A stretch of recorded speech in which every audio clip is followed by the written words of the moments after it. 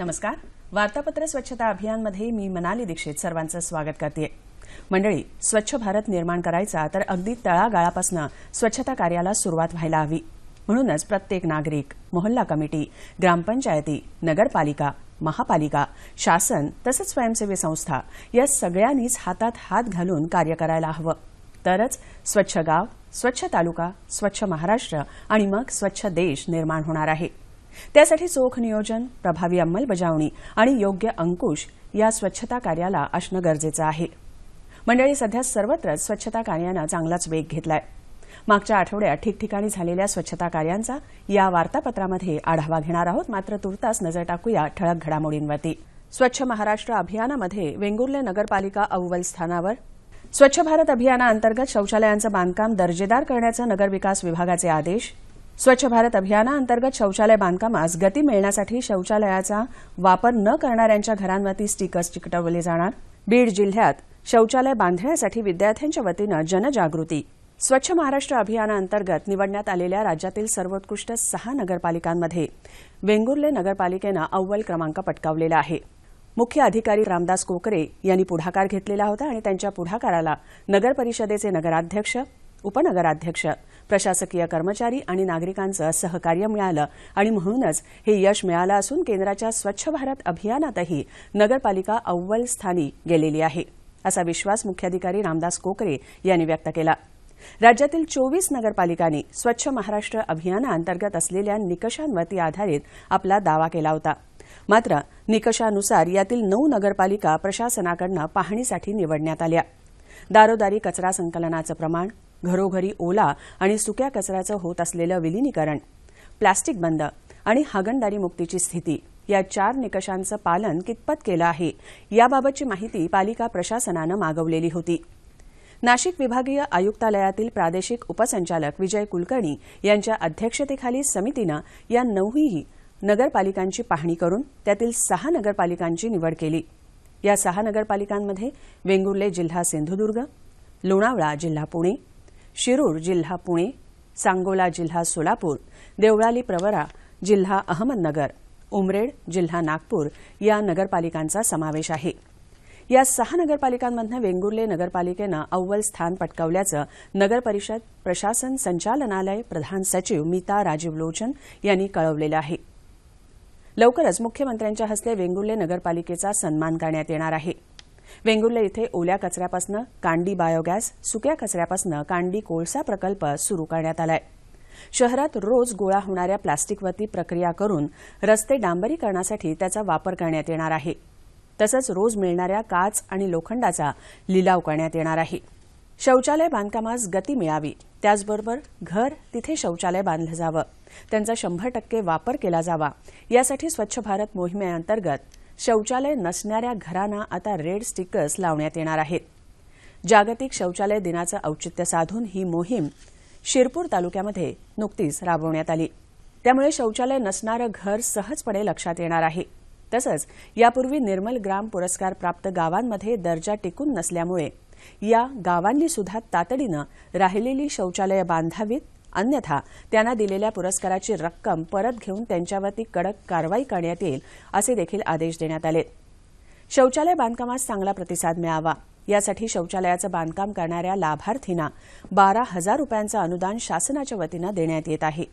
त्यामुळे शौचालय बांधकामास चांगला प्रतिसाद मिळत असून अनेक गावांमध्ये शौचालयाचं बांधकाम केलं जात असल्याचं दिसून येत आहे.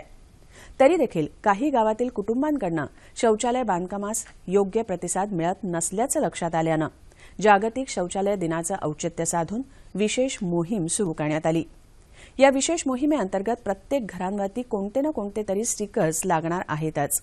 यात 100% शौचालयाचा वापर करणाऱ्यांच्या घरांवरती ग्रीन स्टिकर्स तर शौचालयाचं बांधकाम नसणाऱ्यांच्या घरांवरती रेड स्टिकर्स लागणार आहेत. स्वच्छ भारत मिशन ग्रामीण अंतर्गत हे काम केलं जाणार असून तालुक्यात ही मोहीम राबवली जाणार आहे. त्यामुळे शौचालय बांधकाम नसलेली घरं सहज ओळखता येणार आहेत. शिरपूर तालुक्यात 65,181 कुटुंबसंख्या असताना 2012 पूर्वी 11,074 कुटुंबांकडे शौचालयं बांधण्यात आली. सन 2012 ते नोव्हेंबर 2015 दरम्यान 7,319 शौचालयांची कामं पूर्ण झालेली आहेत. म्हणजेच 18,393 शौचालयं आतापर्यंत पूर्ण झाली आहेत. अद्यापही 60% कुटुंबांकडे शौचालयच नाहीयेत. 2019 पर्यंत संपूर्ण शिरपूर तालुका निर्मल करण्याचं उद्दिष्ट ठेवण्यात आलेलं आहे. केंद्र शासनाच्या स्वच्छ भारत अभियानाच्या धर्तीवरती राज्य शासनाकडूनही राबवण्यात येणाऱ्या स्वच्छ महाराष्ट्र अभियानाअंतर्गत लाभार्थ्यांना बांधून देण्यात येणाऱ्या शौचालयांचं बांधकाम काही अटी शर्तींवरतीच करण्याचं बंधन घालण्यात आलंय.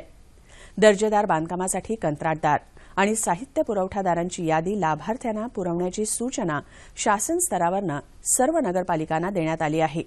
ड्रेनेज लाईनला जोडणारेच शौचालय उभारण्याचे आदेश राज्याच्या नगरविकास विभागानं सर्व नगरपालिकांना दिलेले आहेत. राज्य शासनाच्या स्वच्छ महाराष्ट्र अभियानाअंतर्गत घरोघरी शौचालय उभारण्याचा उपक्रम हाती घेण्यात आलाय.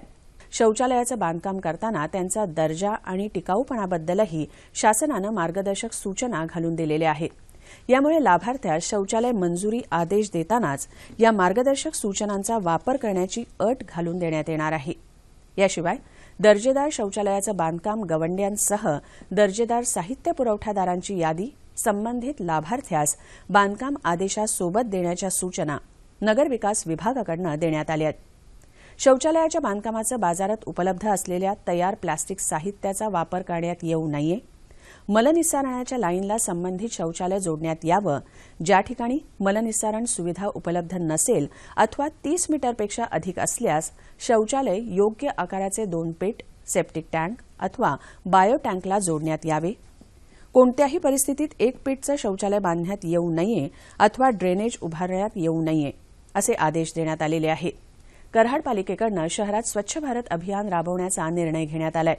त्याबाबत पालिकेकडून तशी कार्यवाही सुरू करण्यात आली आहे. शहरातील जास्त कचरा पडत असलेल्या अशा 25 ठिकाणी पालिकेकडून नव्यानं लवकरच 25 लिटर बेस टब बसवण्यात येणार आहे. तर शहर स्वच्छतेबाबत आणि अभियानाबाबत सखोल माहिती मिळावी म्हणून पालिकेतील अधिकाऱ्यांनाही पुणे इथे नुकतंच प्रशिक्षण देण्यात आलंय. या अभियानाला मूर्त स्वरूप देण्यासाठी कराड पालिकेकडून युद्ध पातळीवरती प्रयत्न सुरू करण्यात आलेत. पालिकेतील आरोग्य विभागातील कर्मचाऱ्यांकडून रोज शहरातील सार्वजनिक ठिकाणांची स्वच्छता केली जाते. स्वच्छतेनंतर मात्र पुन्हा कचरा गोळा होतो. अशा प्रकारे रोज 40 टनांहून अधिक पालिकेकडून कचरा गोळा केला जातोय. हा कचरा शहरातील 12 डबरी परिसरामध्ये टाकला जातोय. या ठिकाणी मोठ्या प्रमाणात कचरा साठलाय. त्याचाही प्रश्न पालिकेकडून लवकरच मार्गी लावला जाणार आहे. या नागरी स्वच्छता अभियानाची अंमलबजावणी राज्यातील सर्व नागरी स्थानिक स्वराज्य संस्थांमध्ये सुरू करण्यात आली. शहरातील घनकचऱ्याचं व्यवस्थापन करणं हा या अभियानाचा मुख्य हेतू आहे. तर दिनांक 2 ऑक्टोबर 2018 पर्यंत सर्व शहरांमधील घनकचरा 100% गोळा करणं, त्याची वाहतूक करणं आणि त्यावरती शास्त्रोक्त पद्धतीनं प्रक्रिया करण्याचं उद्दिष्ट शासनानं ठरवलेलं आहे.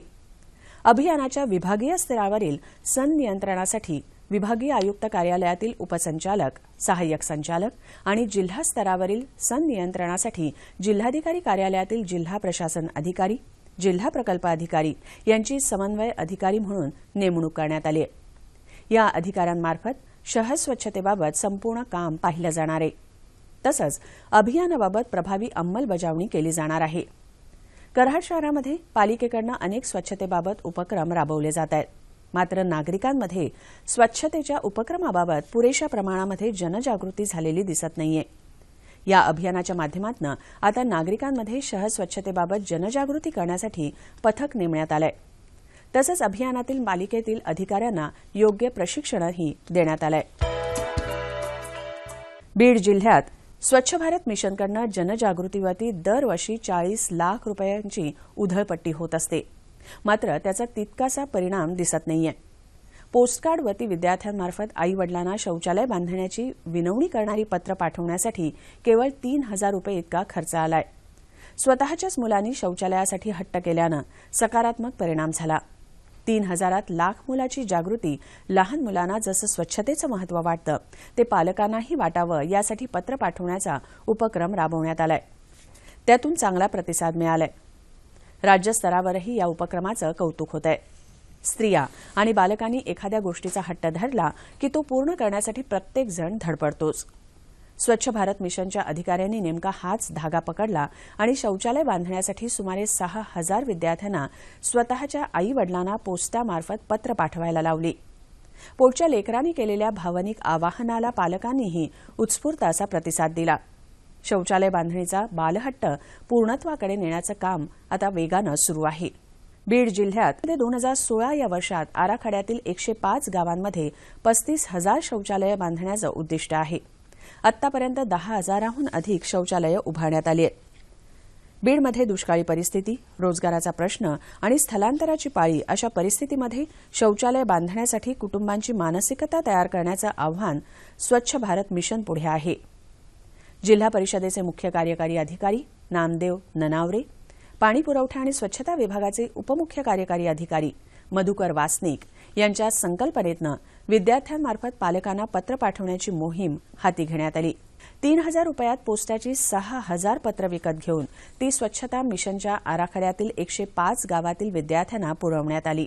विद्यार्थ्यांनी पालकांना लिहिलेल्या पत्रांमधनं शौचालय बांधण्याचा आग्रह केला. शौचालय नसल्यानं येणाऱ्या अडचणी आणि होणारी कुचंबणा स्वतःच्या मुलामुलींनी पत्रातनं शब्दबद्ध केल्यानं या पत्रांना भावनिकतेची झालर मिळाली. त्यामुळे बहुतांश पालकांनी शौचालय बांधण्याचं मनावर घेतलं. आतापर्यंत 1,500 पालकांनी प्रत्यक्ष बांधकाम सुरू केलंय. आणखी काही पालक पुढे येतील अशी माहिती उपमुख्य कार्यकारी अधिकारी मधुकर वासनिक यांनी दिली.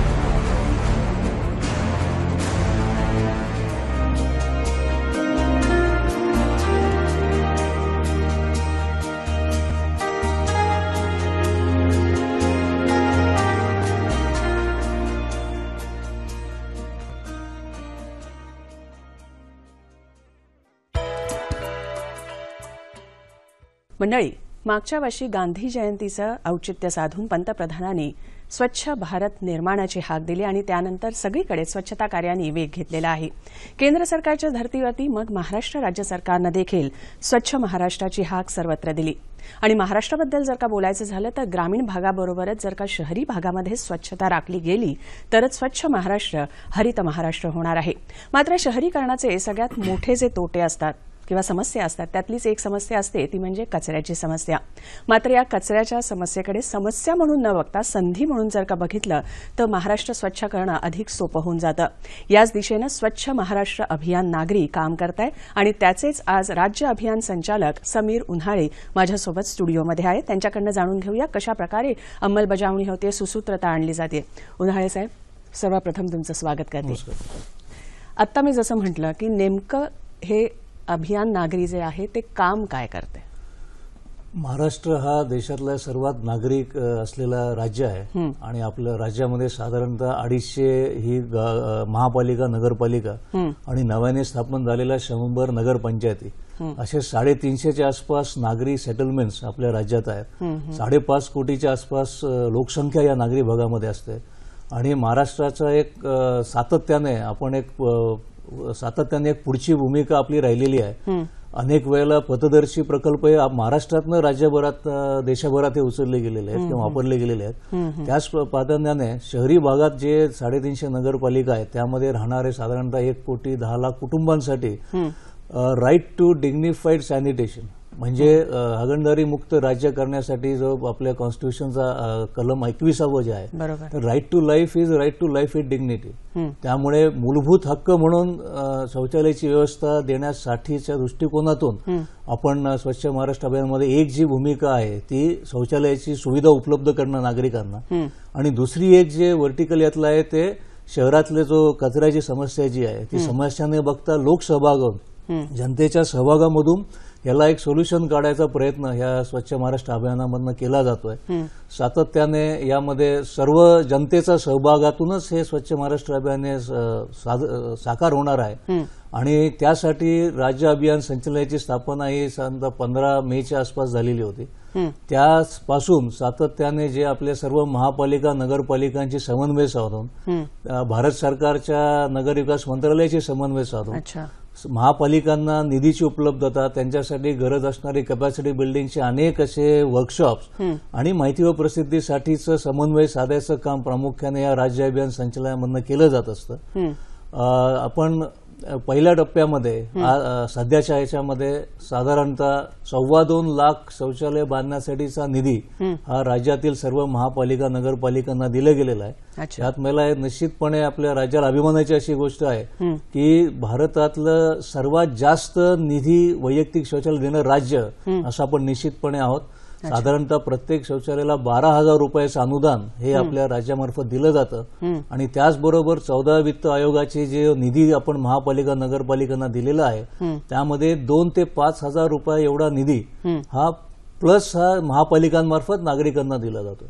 त्यामुळे एक स्वच्छ महाराष्ट्र साकारण्यासाठी जे नागरिक पुढे येतील, ज्यांच्या घरामध्ये शौचालयाची कुठलीही व्यवस्था नाही, म्हणजे इंडिव्हिज्युअल लॅट्रिन नसेल किंवा कम्युनिटी लॅट्रिन नसेल, असं साधारणतः 8.5 लाख कुटुंबांचं सेन्सस 2011 मध्ये झालं होतं आणि या अभियानामार्फत आपण ह्या पहिल्यांदा 8.5 लाख जे कुटुंब राज्यात जे आढळले होते 2011 सेन्ससमध्ये त्यांना वैयक्तिक शौचालयाचं प्राधान्याने आपण देणार आहोत आणि त्यासाठी राज्याने पुरेसा निधी हा वैयक्तिक शौचालयासाठी नागरिकांना उपलब्ध करून दिलेला आहे. आता तुम्ही म्हणालात की हागणदारी मुक्तीसाठी शौचालय बांधून दिली जातात, पण केवळ शौचालय बांधून उपयोग नाही, त्याचा वापर झाला पाहिजे किंवा त्याच्यात सातत्य राखलं गेलं पाहिजे आणि त्याची दुरुस्ती किंवा देखभालही व्हायला हवी. तर या अनुषंगानं जनतेला प्रबोधन किंवा एकंदरीतच सातत्य राखलं गेलं पाहिजे म्हणून कशा प्रकारची पावलं उचलली जातात? हा फार चांगला प्रश्न आहे, कारण बऱ्याच वेळेला अभियान हे फक्त मर्यादित कालावधीसाठी असलं एक समज असतो, असं नाहीये. प्राधान्याने हे जनतेच्या सहभागामधून एक लोक चळवळीच्या माध्यमातून स्वच्छ महाराष्ट्र साकारण्याची एक प्रमुख भूमिका या अभियानाची आहे.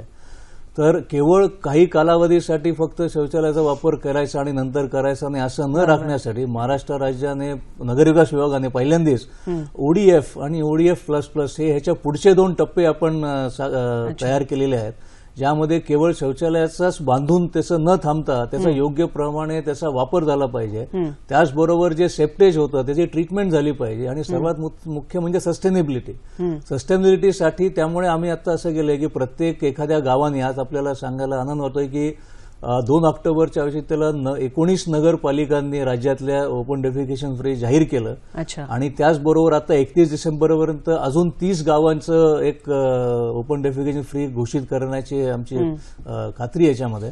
तर आपण काय करतोय की केवळ नगरपालिकेने घोषित केलं इथं न थांबता जिल्हाधिकाऱ्यांच्या अध्यक्षतेखालची एक समिती आहे आणि त्यांच्या प्रतिनिधीमार्फत त्या शहराची एक स्पष्ट पाहणी केली जाते. त्या पाहणीमध्ये जेव्हा प्राकर्षाने निष्कर्ष निघतो त्या समितीमार्फत, या समितीमध्ये पत्रकार आहेत, या समितीमध्ये एनजीओचे प्रतिनिधी आहेत आणि अशी केवळ अधिकाऱ्यांची केवळ समिती न ठेवता जनतेच्या सहभागामध्ये जनतेचे प्रतिनिधित्व करणारे अनेक ज्या संस्था आहेत, एनजीओ आहेत, त्यांच्या माध्यमातून ही समिती पाहणी करते आणि हे व्हॅलिडेट करते. हे व्हॅलिडेट केल्यावरती आपण ह्या नागरिकांना, या शहरांना आपण ओपन डेफिकेशन घोषित करतो. त्याचबरोबर एक सातत्याने एक 3 महिन्यांनी किंवा 6 महिन्यांनी परत ही समिती तिकडे जाऊन पाहणी करणार आहे आणि सस्टेनेबिलिटी लोक सहभागातून, लोक चळवळीतून स्वच्छ महाराष्ट्र साकारण्याचं एक प्रमुख उद्दिष्ट ठेवून आपण ओपन डेफिकेशन झालेलं गाव हे सस्टेनेबली राहिलं पाहिजे. कारण केवळ तिकडचं सॅनिटरी इन्स्पेक्टरनी किंवा सफाई कामगारांनी काम करून चालणार नाही. त्या शहरातल्या प्रत्येक नागरिकांनी हे शहर माझं आहे, ज्याप्रमाणे मी माझं घर स्वच्छ ठेवतो त्याचप्रमाणे माझा परिसरही मी स्वच्छ ठेवू शकतो, ही बांधिलकी जी इमोशनल कनेक्ट जो शहर आणि नागरिक ह्यामध्ये डेव्हलप होण्याचं एक अपेक्षा आहे, त्यामधून लोक सहभागातून, लोक चळवळीतून ओपन डेफिकेशन सस्टेनेबली मेंटेन करायची एक नाविन्यपूर्ण भूमिका ही नगरविकास विभागामार्फत राबवली जाते. अच्छा, मगाशी मी जसं म्हटलं शहरीकरणाचे जसे फायदे तसे तोटेही आहेत. कचरा एक समस्या आहे, त्यातलंच महत्वाचं म्हणजे प्लास्टिकच्या पिशव्यांचा वापर जास्तीत जास्त शहरी भागामध्ये होत असतो. तर याच्याकडे कसं बघताय तुम्ही? बऱ्याच वेळेला एन्व्हायरमेंट प्रोटेक्शन ऍक्ट जो 1865 त्या माध्यमातून अनेक नियम केंद्र सरकारने केले गेलेले आहेत. त्याचबरोबर आता नवीन नियम देखील सॉलिड वेस्ट मॅनेजमेंटमध्ये, प्लास्टिक वेस्टमध्ये केले जात आहेत. तर बऱ्याच वेळेला काय आहे की कचऱ्याकडे बघायची जी मानसिकता आहे ही कुठेतरी टाळायची एक जर फोकस ठेवला तर ही प्रश्न सुटणार नाही. यू कॅन नॉट निग्लेक्ट, नाकारू शकणार नाही जे शहरामध्ये प्लास्टिकचा वापर आहे. तर आता आपण काय करतोय की याच्यात वेगवेगळ्या भूमिकेतून प्लास्टिक कचऱ्याकडे बघितलं जात आहे. एक कचरा हा रिसोर्स आहे. सर्वप्रथम कचरा हे टाकाऊ वस्तूची एक आपण असं न बघता एक रिसोर्स आहे. फक्त चुकीच्या ठिकाणी पडलेला रिसोर्सला आपण कचरा म्हणतो. तर प्लास्टिकच्या बाबतीमध्ये आजकाल अनेक नवीन तंत्रज्ञान एक तयार व्हायला लागलेलं आहे, जेणेकरून आपल्याला आठवत असेल की लहानपणी आम्ही रद्दीचा कागद कधी कचरा समजायचो नाही, रद्दी कधी फेकून द्यायचो नाही. का नाही फेकायचो? त्याला काहीतरी इकॉनॉमिक व्हॅल्यू होतं. बऱ्याच वेळेला तुमच्या कॉलेजचे पॉकेट मनी आमचा या रद्दी विकून तयार व्हायचा. त्यातनं निष्कर्ष किंवा धडा काय, what is the lesson out of this, की कचरा हा रिसोर्स आहे, फक्त वेगळ्या ठिकाणचा रिसोर्स आहे. त्यामुळे आपल्याला चॅलेंज काय याच्यामध्ये किंवा संधी काय की हा कचरा हा सेग्रिगेट करून, त्यामुळे सेग्रिगेशन जे आहे आपण म्हणतो लोकसभागातून स्वच्छ महाराष्ट्राकडे ही जी भूमिका आहे नगरविकास विभागाची, त्यामध्ये सेग्रिगेशन एक फार मोठं पाऊल आहे. की आपण सेग्रिगेशन म्हणजे काय फार मोठं काम नसतं. फक्त जो कचरा घरात तयार होतो तो वेगळ्या वेगळ्या ठेवायचा असतो. म्हणजे आपण किचनमध्ये जेव्हा गृहिणी म्हणून काम करतो त्यावेळेला किचनचा जो वेस्ट आहे तो वेगळा ठेवायचा आहे. फक्त जेव्हा आपण प्लास्टिकच्या पिशव्या असतात, प्लास्टिकच्या बाटल्या असतात, पाउचेस असतात, ते वेगळे ठेवायचे आहेत. आणि आता बऱ्याच वेळेला नगरपालिकेच्या माध्यमातून देखील काही प्रयोग असे केले जात आहेत की फक्त प्लास्टिक वेस्ट कलेक्शनची काही यंत्रणा उभी राहू शकते का, असा काही प्रयोग नगरपालिकांनी चालू केलेला आहे. त्यामधून एक पूर्णपणे नगरपालिकेच्या माध्यमातून किंवा काही महिला बचत गटाच्या माध्यमातून किंवा रॅक पिकर्स असोसिएशन मार्फत प्लास्टिकचा कचरा हा सेपरेटली ठेवला जाईल घरांमध्ये, तो सेपरेटली कलेक्ट केला जाईल, ट्रान्सपोर्ट केला जाईल आणि त्याची प्रक्रिया करायचे अनेक नवीन तंत्रज्ञान आज उपलब्ध होत आहेत त्यामध्ये. आणि त्याचा वापर करून एक कचरा टाकाऊ वेस्ट न समजता त्यातनं एक रिसोर्स समजून एक इकॉनॉमिक व्हॅल्यू चेन डेव्हलप करून त्यामध्ये काम करणारे जे शहरातले नागरिक, गरीब किंवा महिला आहेत त्यांना देखील एक चांगला एक एम्प्लॉयमेंट ऑपॉर्च्युनिटी आणि एक इकॉनॉमिक अपग्रेडेशनची एक संधी म्हणून देखील प्लास्टिक वेस्टकडे बघितलं जातं. अच्छा, पण म्हणजे जसं आपण आता म्हणालात की संधी म्हणून पाहायला पाहिजे, कचरा निर्माण तर होणारच, शहर आहे म्हटल्यानंतर त्याच्यावरती प्रक्रिया करणंही तितकंच महत्वाचं आहे. आणि प्रक्रियेचे प्रकल्प जर का हवे तर त्याच्यासाठी कोष निधीची गरज आहे. तर या सगळ्याकडे तुम्ही कसं पाहता? स्वच्छ महाराष्ट्र अभियानामध्ये शहरांमध्ये जे आता आपल्याला बोललो एक 265 गावांनी नवीन 100 नगरपंचायती, यासाठी एक असं असणार आहे की प्रत्येक शहराने संपूर्ण शहरातला कचऱ्याचं व्यवस्थापन करण्यासाठी, प्रक्रिया करण्यासाठी एक प्रकल्प अहवाल बनवायची प्रक्रिया आता चालू होत आहे. आणि ह्याला एक साधारणतः एक 26% निधी हा अनुदान म्हणून दिला जाणार आहे. पण मी म्हणलं की स्वच्छ महाराष्ट्र अभियान ही प्रामुख्याने लोक चळवळ आहे, प्रामुख्याने जनचळवळ आहे. त्यासाठी नागरिकांना सहभागी व्हावं म्हणून परत महाराष्ट्राने, राज्यांनी नगरसेवामार्फत पहिल्यांदाच एक स्वच्छ महाराष्ट्र कोषची स्थापनेला अनुमती कॅबिनेटने आता नुकती दिली आणि ती बनवायची प्रक्रिया चालू झालेली आहे. त्यामुळे social responsibility, corporate social responsibility CSR मधल्या ज्या संस्थांना स्वच्छ महाराष्ट्रामध्ये सहभागी व्हावं असं वाटत आहे त्यांच्यासाठी एक सिंगल विंडो म्हणून हे स्वच्छ महाराष्ट्र कोष हा बनवला जात आहे. आणि त्यामध्ये काही एखादा ठराविक शहरातला भाग किंवा ठराविक प्रक्रिया किंवा ठराविक काम जेव्हा ज्या ठराविक ठिकाणी कुठल्या CSR मध्ये जर कंपनींना करायचं असेल तर हे स्वच्छ महाराष्ट्र कोषकडे येऊन त्यांचा जो निधी असेल तो निधी देऊन त्याचा वापर हा ते सांगतील त्या कामासाठी आणि त्या भागासाठी असं राबवण्याचं एक प्रक्रिया ही केली जाते. इथंही सांगितलं पाहिजे की महाराष्ट्र राज्य एकमेव राज्य आहे ज्यांनी हे स्वच्छ महाराष्ट्र कोषची निर्मिती आपण स्वच्छ महाराष्ट्र नागरी ॲज वेल एज ग्रामीण भागासाठी आपण करत आहोत. बरोबर. आणि आपण मगाचपासून म्हणतो की याच्यामध्ये स्वच्छतेच्या कार्यांमध्ये सातत्याची गरज आहे. तुम्हीही काही कालावधीसाठी काही खास मोहिमा किंवा अभियान राबवत असता नाही का, तर त्या संदर्भात काय सांगाल? महाराष्ट्रामध्ये साधारणतः 1 नोव्हेंबरपासून आपण वेगळे थेमॅटिक क्लिनलीनेस ड्राईव्ह घेत आहोत. अच्छा. 1 नोव्हेंबर ते 15 नोव्हेंबरसाठी सर्व शैक्षणिक संस्थांच्या माध्यमातून स्वच्छता अभियानाचं एक विशेष मोहीम ही राबवली गेली होती. अनेक महानगरपालिकांनी नगरपालिकांनी त्यामध्ये खूप चांगलं काम केलं आणि विद्यार्थ्यांचे सहभागातून अनेक या एसे रायटिंग स्पर्धा असतील किंवा पेंटिंग स्पर्धा आहेत किंवा वॉल पेंटिंग स्पर्धा आहेत, असे चांगले उपक्रम राबवले गेले. त्याच नंतर एक हे फक्त म्हणजे काय म्हणतात नगर विकास किंवा ग्राम विकास किंवा पाणीपुरवठा विभागाचं असं अभियान नाहीये. जे काही केंद्र सरकारचे विभाग आहेत, जे काही राज्य सरकारचे विभाग आहेत, हे सर्व एकत्र येऊन या अभियानासाठी ज्याला आम्ही थेमॅटिक क्लिनलीनेस ड्राईव्ह म्हणतो त्यामधून घेत असतो. 1 डिसेंबर ते 15 डिसेंबर या कालावधीसाठी महाराष्ट्र टुरिझम डेव्हलपमेंट कॉर्पोरेशनच्या माध्यमातून, नगर विकास विभागाच्या माध्यमातून आणि अनेक महापालिकांच्या माध्यमातून जे आपल्याकडं टुरिस्टचे किंवा आर्किओलॉजिकल किंवा हेरिटेज जे साईट्स आहेत त्यामध्ये जवळजवळ 150 पेक्षा जास्त साईट्समध्ये रिस्पॉन्सिबल टुरिझमच्या माध्यमातून किंवा सिटीझन पार्टिसिपेशनच्या माध्यमातून एक खूप चांगलं काम या गेल्या 15 केलं गेलं आहे. मला सांगायला आनंद होतोय की 15 डिसेंबर ते 30 डिसेंबरसाठी जे रेसिडेंट वेलफेअर असोसिएशन्स जे आहेत शहरामध्ये अनेक ठिकाणी काही स्वयंसेवी संस्थांमार्फत आपला परिसर स्वच्छ ठेवण्यासाठी किंवा यासाठी संस्था झालेल्या असतात.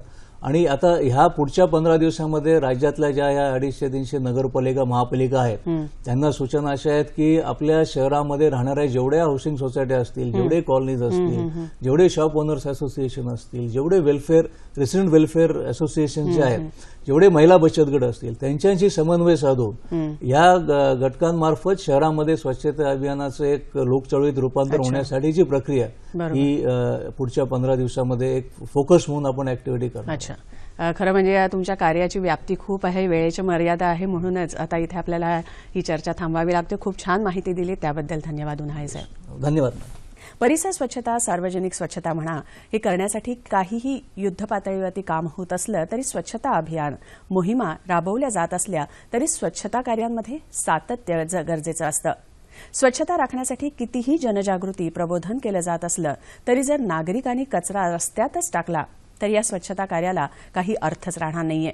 तेव्हा प्रत्येक नागरिकांनी अंगी स्वयंशिस्तही बाळगायलाच हवी, स्वच्छता कार्याला हातभार लावायलाच हवा. हा संदेश देतच आम्ही इथेच संपवतोय. आमचा पत्ता लिहून घ्या. जर का तुम्ही तुमच्या परिसरामध्ये अशा प्रकारे स्वच्छता कार्य किंवा अभियान राबवत असाल तर आम्हाला या पत्त्यावरती नक्की कळवा. त्याचा आम्ही समावेश आमच्या वार्तापत्रामध्ये नक्कीच करू.